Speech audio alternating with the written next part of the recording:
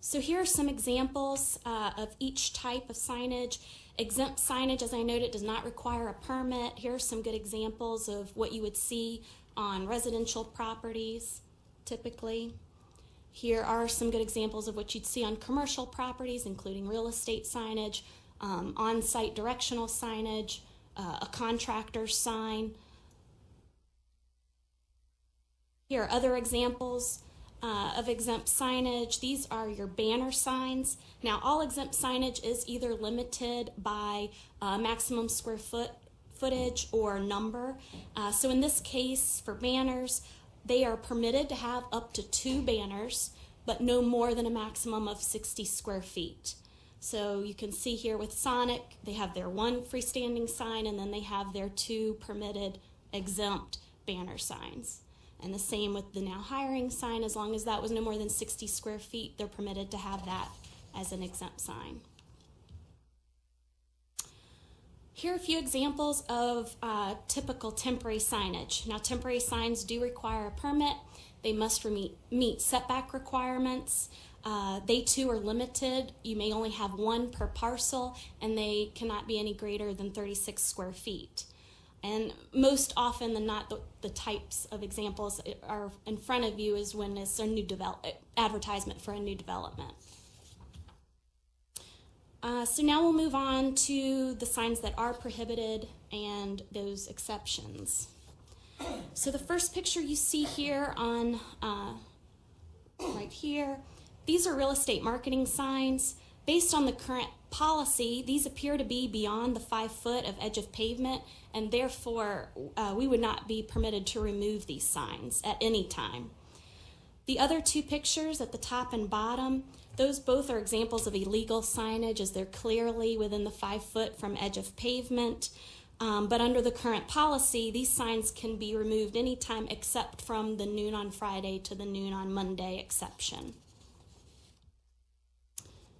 Here's my last example. All of the signs in the median there, they are all illegal. They may be removed at any time. The median signage is not covered by the weekend exception. The problem we're having with these signs are not the operating businesses or the, the private citizen having a yard sale where they put a sign up and they take it down. We're seeing, $39 foot massages, and you ride down Route 1 and there's 75 signs advertising that, and $99 matches, and it's in our median. They're already violating our ordinance.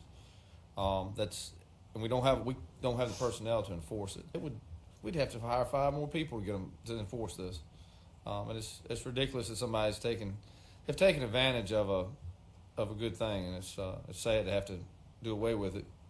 But I like to be able to permit the private citizens to still be able to advertise. If somebody's trying to sell a car or have a yard sale. I would tend to agree when it comes to the popsicle signs, the little stuck in the ground and the median and stuff.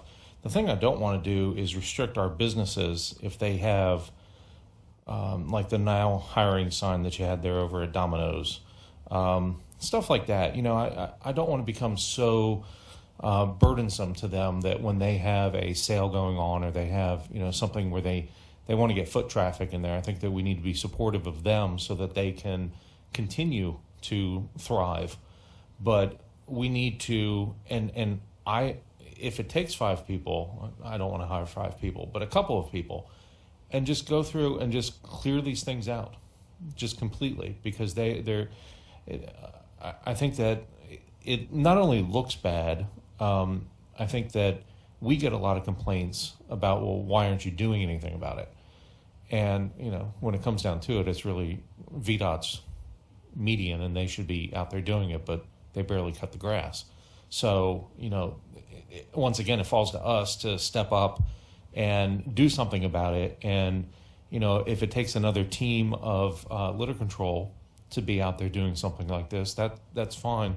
Can we also check with, as we had the inmates cutting grass in the median, is there a way to get them involved to go and pick up the signs and just load them up? Because it's a lot of man hours that we're looking at, that we need to just have people and teams out there doing this. But to restrict them completely, I don't like the weekend because they do get taken advantage of that policy. But the businesses is what I want to make sure that we don't restrict them to the point where, you know, they go out of business. So what have we accomplished? The signage that Mr. Marshall you're talking about and the popsicle signs, those are in that right of way, and I think that we're having a hard time getting a handle on those because of the exception that's in place for the weekends. If you decide to repeal that exception, then my hope is that as soon as those signs are going in, that we're going to have staff available, whether it's taking care of, you know, including community service folks, zoning staff, litter control. They'll all be reading from the same policy, and it'll be clear there's no exception. That's illegal signage. It can be removed, held for 5 days, and then disposed of.